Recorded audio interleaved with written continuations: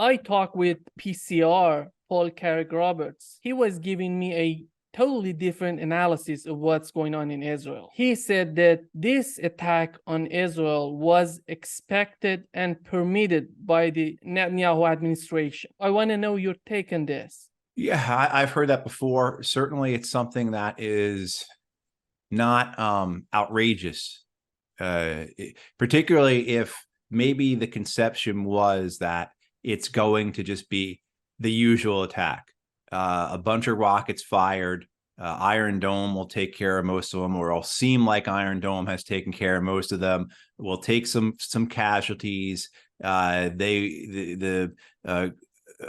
will try and put some fighters across the fence line, and so it'll be just more of the same. And that would then allow us to launch this attack on Gaza that we have wanted to do for a long time. It gives us the reason to do so. And you hear similar arguments towards the United States in 9/11, and not just stuff that comes off the internet, but even from people like Senator Bob Graham, a senator from Florida who was on the 9/11 Commission. The journalist Paul Jay has done a lot of work with this. He's done some pretty good documentaries on this in terms of the video that's available of him interviewing Graham about this. And that's Graham's contention, is that the administration in 2001 knew something was coming, and they wanted it to come because it would be the casus belli to allow them to then pursue war against Iraq, right? To carry out the Project for New American Century's plan to remake the Middle East, to ensure American primacy around the globe, to allow for public support for massive defense budgets, right? All those types of things. And if that's true, I would imagine that those who had that type of plan in their head to utilize a terror attack to then justify retaliation and the opening of a campaign, whether it be the American campaign to remake the Middle East, right? I can tell you, when I first got to Iraq in spring of 2004, and I was part of what was called the Coalition Provisional Authority for about a month and a half or so before it dissolved and the U.S. Embassy took over and the Iraqis got their sovereignty. And if people are just listening, not watching, I just did air quotes around sovereignty. People were still saying things. Again, this is April, May of 2004, along the lines of, okay, things aren't going well right now, but once we get this straightened out here, the question is, do we then go right or left? Meaning, do we go into Iran or do we go into Syria? Right. And that was, this is no secret that was a desire of many within the Bush administration, many in the American foreign policy community, to see such a remaking of the Middle East. And so the idea that maybe this, but the idea of the administration knowing it was going to be an al-Qaeda attack that was going to take down both the Twin Towers, attack the Pentagon, possibly hit the Capitol building with another plane, kill thousands of Americans. I don't think so. I think what they were expecting was a suicide bombing on a subway platform, on a subway train, right? Someone's going to kill 20, 30 people, and that would be outrageous enough in itself to then allow for, right? And I don't know if there's any of this is true or not. This is speculation, but what Paul Craig-Roberts is talking about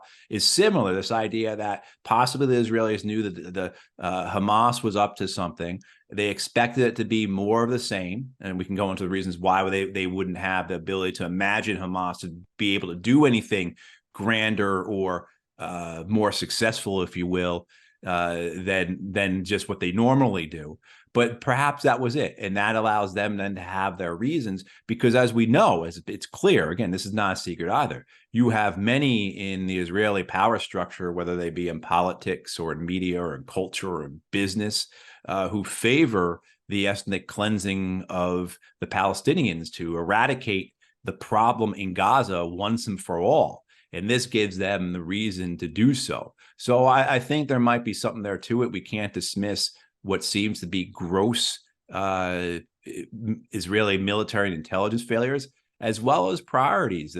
Gaza simply wasn't a priority. Netanyahu had his plan where he was bribing the Gazans and Hamas with a few thousand work permits and allowing the Qataris to drop off some briefcases full of money, and he thought that plan was working.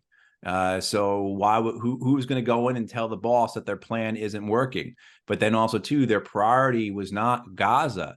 The Israeli military and their intelligence services, their priority was the settlers in the West Bank. Their priority is Hezbollah in Lebanon. Their priority is Syria. Because remember, Israel has been bombing Syria every week, multiple times a week, sometimes going back years now. Their priority is Iran. And then if you listen to some commentators, like, say, Colonel Douglas McGregor, he'll tell you that the Mossad is heavily involved in the Ukraine war. So it's possible you look at this and you say, wow, okay, Gaza was priority 5 out of 5 or 6, it was priority number 5 or 6 out of all these other priorities. And anyone who's done anything who understands these kinds of things, right? If you've ever been part of any organization, institution, even in your own lives, priority number 5 or priority number 6 doesn't get a lot of attention, doesn't get a lot of resources. And if you is often where bad surprises come from. And, I think you roll all these together, you remember that the definition of luck is the intersection of timing and preparation. And I think that's what a lot of this is, not to discount Hamas at all, because they certainly prepared very well, but their operation took place at a point where they were very well prepared, and the Israelis were very unprepared, whether that was deliberate or negligent or accidental.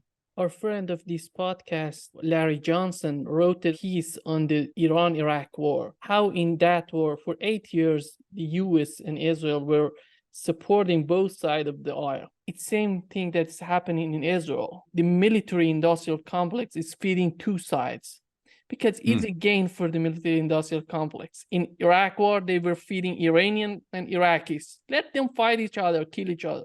The same term that Larry Johnson uses. And right now, this continuous fight and battle in Israel, it's a gain for this industry. Certainly you have the American defense industry, the Western defense industries, because the European weapons companies have, particularly since the Russian invasion, or they have seen their profits maximized. They've seen pledges of support from the European governments that a few years ago they would never have dreamed of. They're all going to be expanding their factories, hiring on more people, getting much, much larger Christmas bonuses. So, I think you can see even too with how complementary this war on Gaza is for the Western defense industries, particularly the American defense industry, because a lot of what's being sent to Israel in terms of just bombs are not the type of things that are being sent to Ukraine. So this is a case where you have a different form of war, basically an offensive war against an insurgent army, an army solely of light infantry, if you will. And that's not to demean them or anything like that, but just that's basically their structure. Versus to say this conventional war in Ukraine that is very high tech, and it's a defensive war for the Ukrainians. Even though they launched these counteroffensives, and we're being promised there'll be another offensive by the Ukrainians in the spring, and that will fail just as this last one did. So this is just such a boon. And if you listened to the President of the United States the other night, he as Jeff Sachs says, another friend of ours, right? As Jeff Sachs said, he sounded like a pitchman for the military-industrial complex. The amount of money that's being spent, the $74 billion pledged to $61 billion for Ukraine, $14 billion for Israel. Of that $61 billion that's going to Ukraine, a mass amount of that, half of that, is going to go right into the U.S. military-industrial complex, right into the weapons companies, whether it's going to be to produce things for Ukraine, produce things for Israel, or it's going to go to replenish the American stocks, the equipment and munitions that the U.S. has sent to Ukraine and is now sending to Israel. So how this thing rolls, the cyclical nature of it, how you have seen for years the American military-industrial complex influence American policy, right? In the sense that we have this incredibly militarized foreign policy and there's never any option. And this is, of course, is complemented by other things. But you have this creation of a reality where the policy eventually becomes fruition. So every year, the Congress appropriates hundreds of billions of dollars to the Defense Department. Half of that goes to the weapons makers. The weapons makers then turn around. They hire they hire political lobbyists. So there are more lobbyists on Capitol Hill by a factor of almost 2 to 1 than there are American congressmen and women. You have the amount of money that goes into the campaign coffers, right? So if you're on the House Armed Services Committee or the Senate Armed Services Committee or the House Foreign Affairs or Senate Foreign Affairs, so on and so forth, you are receiving hundreds of thousands of dollars from these weapons companies. And if you understand how policy is made and how appropriations are done in the Congress, it all comes out of those committees. Right. So this is why if you go and you look at your regular run-of-the-mill congressman or woman, they're not going to have that much in donations from the defense industry. They will, tens of thousands of dollars, but not the hundreds of thousands of dollars that makes a big difference on campaigns. You look at the Armed Services Committee, the Intelligence Committee, the Foreign Affairs Committee, those people are pocketing hundreds of thousands, millions of dollars over several election cycles. Big influence on their campaigns, and so the Congress then appropriates this money, and it becomes a cycle. And then you have the think tank industry, which informs the Congress. They're the ones who are going in and telling the American Congress to say, this is what we should do. This is how you should appropriate the money. They're funded by the defense industry. They're the ones going on the media. And so we look at the in terms of the Ukraine war. We know that 90% of those who've gone on American television, who've gone in the American media to speak as independent experts about the war in Ukraine, have been people who have come from organizations that are directly or indirectly funded by the arms industry. As well, too, the Pentagon, the State Department, the CIA, the National Security Council, they also fund these think tanks as well. So you have this amazing conflict of interest, but this cycle, though, of how money is appropriated and that money is then put back in to ensure that further money is appropriated, as well as the policy that's created. This eventually it comes to fruition when you have the war in Ukraine, when you have decades of unwillingness to address the grievances of the Palestinian people, where you continually support an Israeli government that continues its settlement expansion, continues its just harsh and brutal treatment of Palestinians in the West Bank and in East Jerusalem, and of course the siege and blockade of Gaza for all these years now. And then, when you have this type of action then by Hamas, which was horrific, just absolutely atrocious, I think you can say that. You can condemn the Hamas attack, at the same time still say it was inevitable. And now seeing what's happening now, an ethnic cleansing campaign that would not be possible without the U.S. Providing direct support to Israel, without the political support, without the media support, without the logistical support, none of what Israel is doing right now would be possible. So the U.S. is shoulder to shoulder in an ethnic cleansing campaign, and as we've seen as well, attempts by the international community to address this with diplomacy have been blocked by the United States. Twice last week, the United States blocked attempts at the UN Security Council to bring about some form of de-escalation or a ceasefire. The second one, a move by Brazil to bring about a ceasefire in Israel, to call for a ceasefire. It was 14-1, the U.S. being the lone vote against it. So the U.S. is willing to use its weight in a corrupt and broken international system to ensure that Israel is able to carry out this ethnic cleansing campaign. Do you see any long-term strategy on the part of Israelis, on the part of the Netanyahu administration? No, I really don't. Aside from this, I don't see a sane one, and I certainly don't see a moral one, and I don't see anyone that anyone that will bring any degree of stability and peace to the region. It will only endanger Israelis as they process it and proceed through with this ethnic cleansing campaign. It only makes the future much more risky and dangerous for them.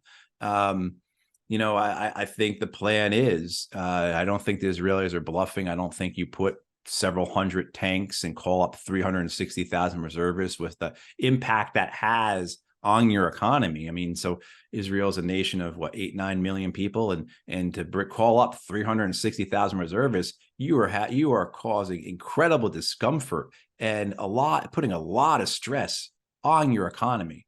I mean, so the issues long term are not just security issues; they're also economic issues. You've seen where some credit rating agencies have spoken about the need possibly to downgrade Israel because of that type of economic instability, economic insecurity long term. So, what does Israel get out of that? Well, we have to also go back and look then at who composes the Israeli government, who composes much of Israeli society. Israeli society over the last decades has transformed its demographics. In terms of who makes up the far right, who makes up the ultra orthodox communities, how much they make up then of the overall Israeli population. Something like less than half of Israel is available for military service, because the other half are ultra orthodox who are exempt from military service due to religious reasons. And within those communities, you see this Zionism, this desire for a continuation of the next phases of Zionism, the annexation of the West Bank, what the Israeli Zionists will call Judea and Samaria. That annexation, of course, the complete annexation eventually of East Jerusalem, and then the eradication of the problem in Gaza. That's the way they talk about it. And we've seen this from very senior people. So not just from people on YouTube or whatnot, right, or on Twitter, but from people who are in the Israeli cabinet, let alone Israeli military officers, Knesset members, major public and media figures. But Bezalel Smotrich, who is the Israeli finance minister, he's been saying for years now, we need to go into Gaza and we need to give them three choices: either pledge allegiance to Israel, immigrate, basically go into exile, or be killed. I mean, and this is the finance minister, and there's plenty of others who have said other such things. And in Israel, and it's through its leaders, its spokespeople, are saying clearly their intent is to commit ethnic cleansing. The foreign minister just the other day said, the goal is not just to eradicate Hamas, but to decrease the size of Gaza. So, is that the plan then, to go in and push the Gazans down to southern Gaza, make it so untenable that they burst through the other side into Egypt, and then you put up a big wall and you don't ever let them come back in? Is that the plan? And very possibly it is. Certainly we hear everything we see looks like that. Their actions in terms of the air campaign against Gaza, not just this one, but many, but five since 2005. This, of course, being the most brutal and the largest, and with no let up in sight. All this leads into think this is the plan, and they certainly, again, the people in power are saying these things, and their actions are in parallel with that. And you can look and see, this is what they've got lined up. They going to put 100,000 soldiers into Gaza, backed by tanks and everything else. And what then comes? I mean, what happens then? Do they round up every military-aged Gazan male? And the folly of it, though, the idea that somehow you're going to eradicate Hamas is a folly. It's farcical. I mean, you can't kill an idea. You're only going to attract more attention to it and more support. You're only cementing, just as Hamas's attack, was, I think, a strategic error. I can understand the right to resistance, the desire for liberation, the desire to amend the humiliation of decades. But strategically, what did Gaza get out of this? One of the first principles of military affairs is do not do what your enemy wants you to do. And as we discussed, was this what Israel's government wanted to happen? A reason to launch this ethnic cleansing campaign? Well, is there something to that as well with Hamas? Did they launch that campaign to garner domestic support, to make sure that they were had the fealty of their people to make sure that people, because, you know, a poll I saw was from last year, had support in Gaza for Hamas at about 11 or 12%. And no, you know, I certainly wouldn't, I'm not a fan of Hamas and would never be. I mean, they're a reactionary religious movement that treats their people terribly, but they're also a liberation movement that people of Gaza have right now. And so something like this, does this ensure that they are viewed that way? Right. I mean, we saw this in the Iraq war and the Afghan war. I mean, certainly a case can be made in Vietnam where, okay, hey, you know, we're on our third set of occupiers, the French, the Japanese, the French again, now the Americans. You know what? I'm going to go with the communists now because they're the only ones who are. I mean, you see this over and over again. That was the way the Pakistani Taliban got support, how quickly support for the Pakistani Taliban in the western Pashtun areas of Pakistan developed. I mean, the number of people who joined that movement, because, you know, I mean, the way it works is that you have some guy in your village, in your town, who is Pakistani Taliban, who talks about these things, who talks about the dangers of the West, who talks about the corrupt government in Islamabad, who talks about the need for, you know, a religious revival of the Pashtun people, et cetera, et cetera. And then the drones start showing up overhead. And then the Pakistani army comes into your province, and then they come into your village. And then your wife and your children have to go through a checkpoint now and are humiliated by Pakistani soldiers. And then a person in your village gets killed by an American drone. All of a sudden, that Pakistani Taliban person that you dismissed last year and 2 years ago and 5 years ago as a crackpot, now he's not only starting to make sense, but he's the only one you got.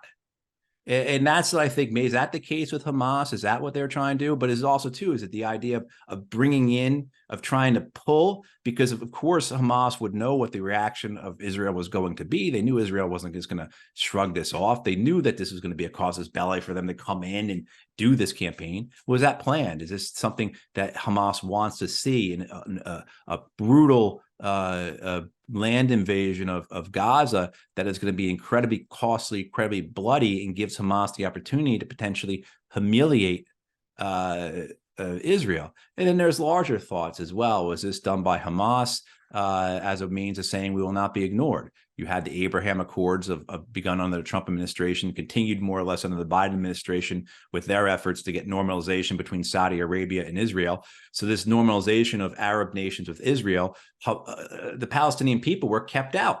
They were completely cut out. It was in the front, it was a humiliation, and it destroyed any last bit of hope that they had for any type of negotiated political settlement to their occupation. And so was this Hamas saying we will not be ignored? And then as well as, too, if we do it right, maybe we can bring in our, you know, our allies in Lebanon, in Syria, in Iran into this fight. And by extension, then, could we then bring in the Turks, the Azerbaijanis, and the Russians? Because I am waiting to see at some point whether the Russians put down red lines for Israel and Syria. They've been very tolerant of Israel's actions in Syria, their constant bombing of Syria. At some point, though, the Russians will put a red line down. And if you haven't learned the last couple decades about the Russians and their red lines, I'd suggest that you look at that, because they're not bluffing. They're not bluffing, right? Ukraine, Syria, Georgia, those are all clear examples of Russia putting down red lines. If they do the same in Syria, what happens? So it's not hyperbole. It's just like within Ukraine. It's not hyperbole to be talking about the risk of a regional war that could turn into a world war. U.S. Navy, of course, has those 2 aircraft carriers. We've doubled the number of attack aircraft. We have American troops in both Syria and Iraq there for multiple reasons. One of those reasons, as we clearly see now, is that they may be bait for a tripwire to bring the Americans into a regional war. And as we talked about earlier, this idea of remaking the Middle East, its desire for eventually, particularly this war on Iran that the United States has wanted since 1979, but really evident in American policy since, say, the late 90s. Well, is this the ability for that to happen? So we're in a very dangerous spot here. I mean, I think we talked about this, you know, a few months ago, Nima, in a sense of what would August 2024 like?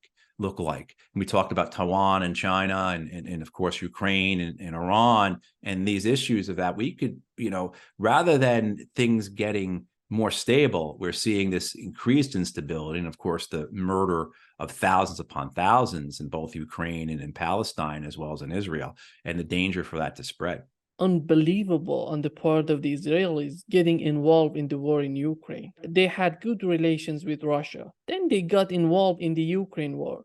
Why they did that? It was total miscalculation because Russia was some sort of help for them in that region. And they need somebody who has some sort of upper hand in Syria, for example. Right. I don't know, the US foreign policy pushed them, forced them to get involved in Ukraine, or they did by themselves. Yeah, I'm surprised. I was surprised as well, because if I recall correctly, there was a good deal of criticism of Israel in the first year or so of the war in Ukraine, that they were not doing enough, that they were too neutral.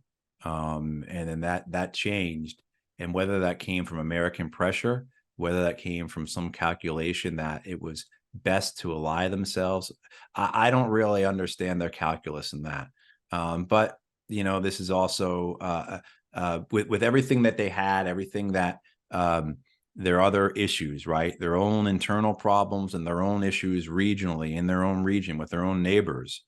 Why they saw a need to antagonize Russia, because as you correctly said, Russia has a role in Syria, and then by extent a larger role in the region, particularly with their burgeoning relationship with Iran.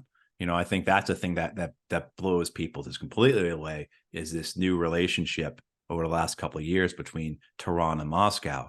I think if you went back and you talked to any of the American diplomats long gone and foreign policy people and everything else, the idea that you'd have this type of relationship now between Tehran and Moscow would just be, that's impossible. It's impossible. They've hated each other for 300 years or whatever it is, and so it's perplexing. And we have to then just remember, though, is that we often want to think of the actions and decisions of these men and women as being rational, and very often they're not rational. Very often they're the very opposite of that.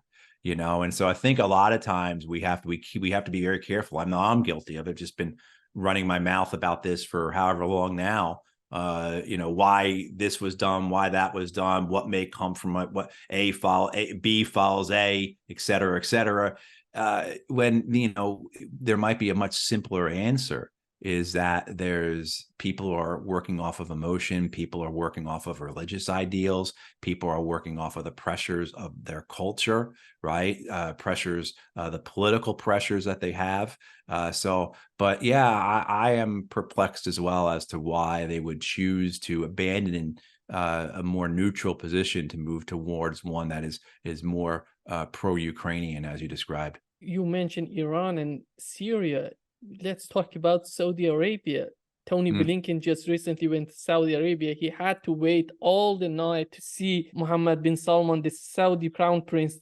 How you see these changes that are happening. It's not just Russia. We have China. If you recall, Trump sold tremendous amount of weapons to Saudi Arabia just to counter the threat that they were feeling from Iran in Yemen, directly from Iran. Right now, China just resolved this animosity. They're just making their relations better and better. It seems that the face of Middle East is changing tremendously. China was not involved in the Middle East so much comparing to what they're doing right now in the Middle East, because they need some sort of security for their energy. Well, I think first, to be a bit glib, or to give a quip, Henry Kissinger, who said it's dangerous to be enemy of the United States, it's deadly to be an ally of the United States. And everything we just spoke about in terms of rational actors, I think perhaps the nations of the Middle East see China, if not as a rational actor, a much more rational actor than the United States, and particularly too in its dependability, its reliability, its predictability. I think they look at China and say, okay, what the Chinese say now, we can bank on that being 2 years, 4 years, 6 years now the case. They also see the Chinese, despite all the American rhetoric about an expansionist China and the great threat of the PLA and the PLAN, the Chinese Army and Chinese Navy, and all that nonsense. They don't see it. They don't see the Chinese as an expansionist military threat in the way that they look out their windows and they see American aircraft overhead. They see American warships off their coast. And certainly in many cases, American troops in our nation, as well as in just the history of this going back through the Second World War, of America's involvement in the Middle East, how it's been whether it is just inept meddling or incredibly destructive, ruin entire nations because of American policy. And look at the Chinese; they just don't see that threat. And they see the Chinese willing to talk, Chinese willing to come. Heard this, I can't remember from which nation, an African nation, where an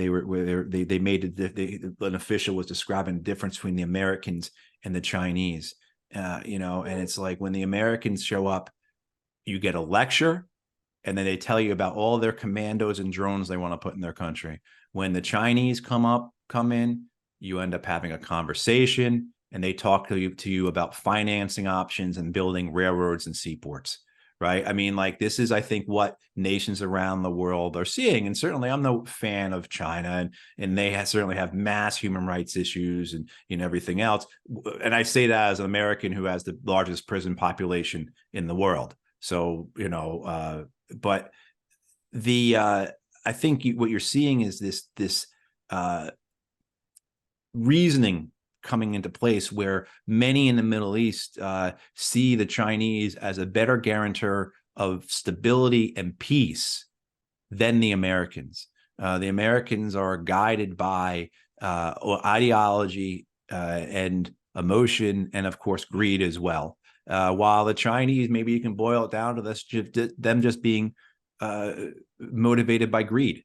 And if you have to make the decision between which you're going to follow, okay, at least, again, the Chinese are more reliable. They're more predictable. They're more understandable. The Americans, they have ruined this entire region. I mean, in my lifetime, from the western coast of Africa all the way through Pakistan, there's not been a nation that I can think of, maybe Oman, that hasn't been devastated as a consequence of American foreign policy, of a militarized foreign policy that has just created, again, ruination and chaos. And they see this, they understand it. And this is a consequence of the Americans. This is what we have chosen to do. This is how we have chosen to conduct or to dismiss diplomacy and rely upon a militarized foreign policy. The Chinese are there saying we're willing to do things differently, and the nations of the Middle East are accepting that. So focused on the weapons and military industrial complex. This could be the biggest problem in the US. When you look at China and Russia, they have military industrial complex, but it's totally dominated by the state. State decide how they can manipulate this industry. But in the US, the privatized sector decides about the government. It's totally the opposite. The defense industry manipulates the policy. And you have a hollowed out American economy because of that. Like in the United States, exports, fossil fuels are our biggest export far and away, which has all kinds of implications for climate change, of course, but also to drive a militarized foreign policy, which begins first the American empire. Well, American empire does, of course, but in terms of the modern American empire or the fossil fuel industry, and who motivates who more, I think that's a question that doesn't need to really be addressed, because you can't pull apart the two of them. And what comes then as a consequence then is this military industrial complex that supports the empire, right? And whether the empire viewed through commercially, through something like, say, our fossil fuel industry, or just through the hegemonic domination of the U.S. around the world, and its 800 military bases, and so on and so forth, all its wars, all its proxy wars. But you see, what's the second biggest export of the United States? It's weapons. And we exported last year more weapons than we did agriculture products. So the pride of America in terms of our Midwest being a breadbasket that feeds the world, so to speak, is we still produce a lot of corn. Don't get me wrong. We still grow a lot of it. But last year we exported $195 billion in agriculture products. We've exported $205 billion in weapons. So you see this prioritization. And of course, you understand that. You understand where the United States government has invested its money over these last couple decades, particularly.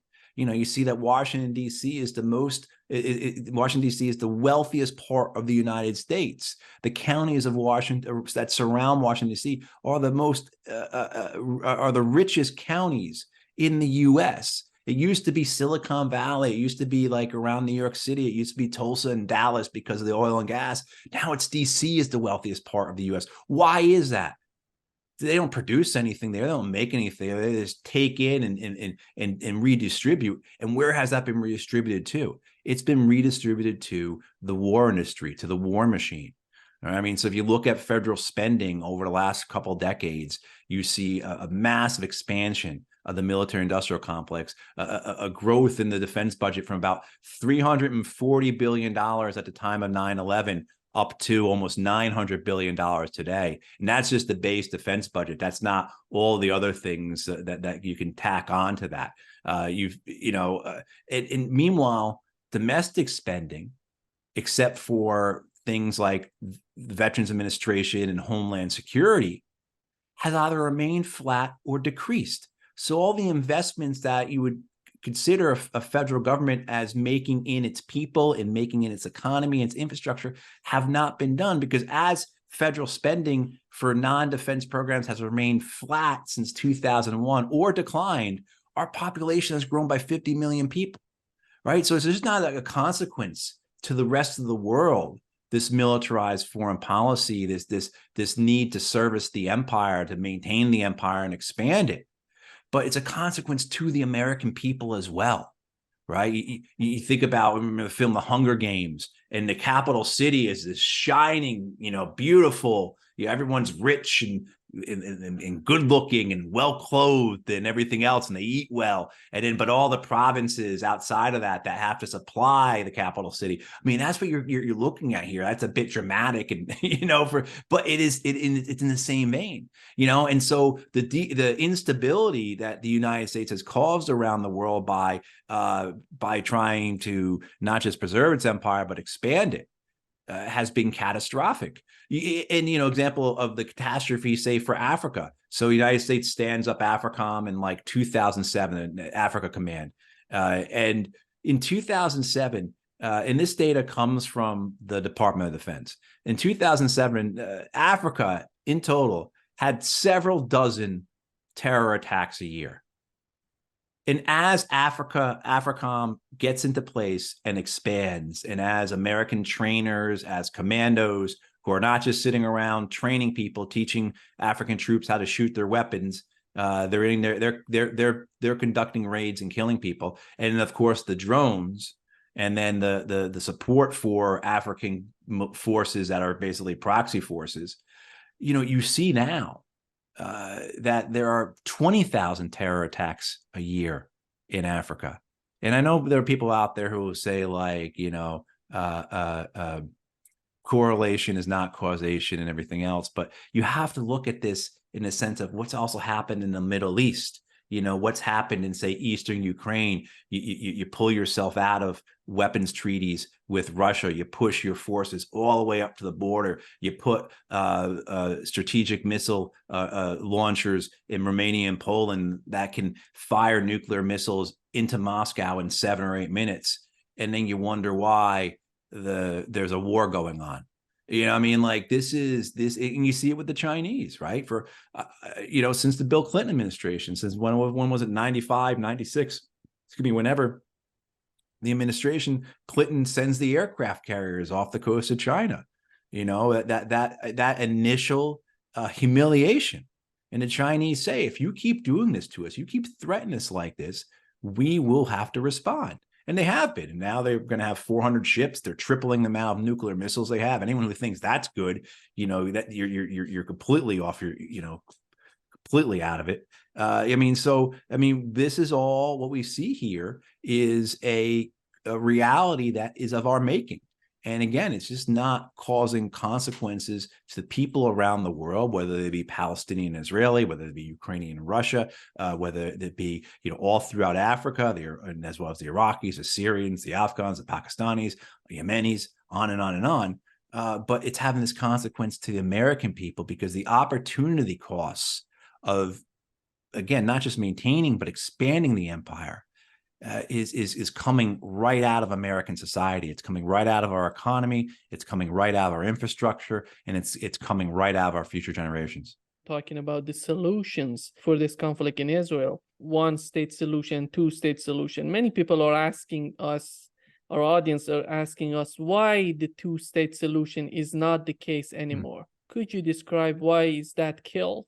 Yeah, I think there was probably some noble intentions with two-state solution decades ago, not dismissing all that occurred, say, before the Oslo Accords in the early 90s, not dismissing, the Nakba, not dismissing the 1967 war, the occupation, not dismissing that. But I think that there were some ideas in the sense that this is the way forward. This is the right way to do it.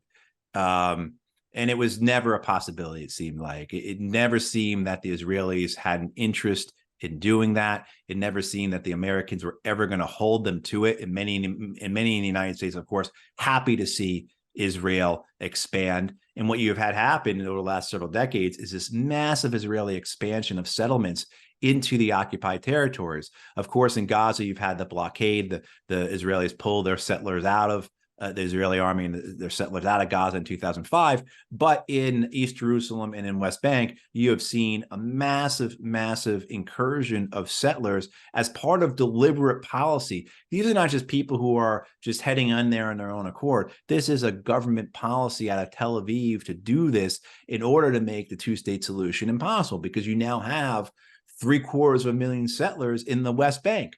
And if you look at the map, of what, say, the Oslo Accords envisioned, where you had a solid mass in the West Bank of Palestinian control. Now, if you look at it, of course, that was belied always by the way that the Israelis managed the West Bank in terms of their zones of control, the A, the B, the C zones, right? And that's a whole, that's getting into details that we don't need to get into, I guess.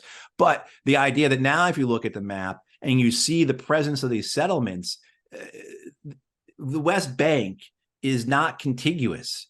It's impossible to function as a state, let alone the fact that the Israelis were never going to allow the Palestinians to have control of their own borders. They were never going to allow the Palestinians to control their border with Jordan. They were never going to allow the Palestinians to have an airport, just as they would never allow the Gazans to have a seaport. And how they destroyed the Gazan airport in 2002. So it was never going to happen. And now it's an impossibility just because there's too many settlers there.